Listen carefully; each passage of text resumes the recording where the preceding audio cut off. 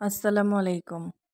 প্রচণ্ড খারাপ সময়গুলোতে যখন আমাদের মেন্টাল সাপোর্ট দেওয়ার মতো কেউ পাশে থাকে না, তখনই আমরা সবাইকে বলে বেড়াই একাই থাকা ভালো। অথচ আমরা কেউ নিজের ইচ্ছায় থাকতে চাই না, বাধ্য হই। আশেপাশে অনেক মানুষ, কিন্তু কেউই আমাদের ওইসব সময় পাশে থাকে না। সেই থেকে আমরা নিজেকে এবং অন্যকে বলি একাই থাকা ভালো। নিজেকে ভালোবাসার মানসিক শান্তির প্রথম ধাপ। কারণ যখন তুমি নিজেকে ভালোবাসবে, তখনই নিজেকে গ্রহণ করতে শিখবে।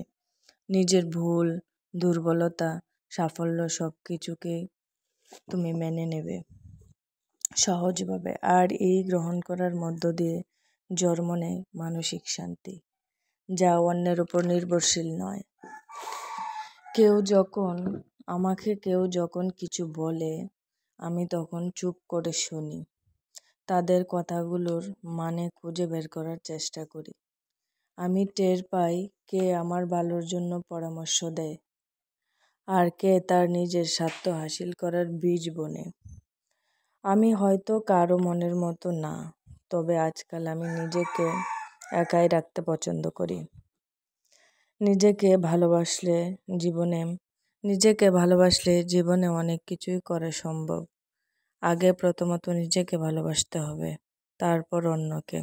জীবনে অনেক বড় ভুল, নিজের থেকে অন্যকে বেশি ভালোবাসলে আপনাকে কষ্ট দেবে। নিজেকে ভালোবাসুন, ভালো রাখুন, তাহলে জীবন সুন্দর হবে। জীবন আপনাকে ধোঁকা দেবে না, অন্য কেউ ধোঁকা দিলেও। অভিমান মানুষকে অনেক দূরে নিয়ে যায়।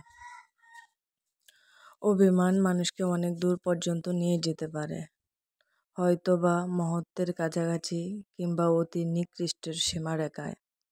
তাই কথা বলার আগে চিন্তা করে বলা উচিত। কথা একবার বললে তা আর ফিরিয়ে আনা যাবে না। তাই কটু কথা বলার আগে একবার ভাবুন যে কোনটা ভুল, কোনটা সঠিক। একবার মানুষের মনে কষ্ট গেলে তা আর মোছা সম্ভব না। আপনি যতই চেষ্টা করবেন, তা কখনোই মুছতে পারবেন না। তাই কারোর সাথে খারাপ আচরণ করা উচিত না। সবার সাথে ভালো থাকা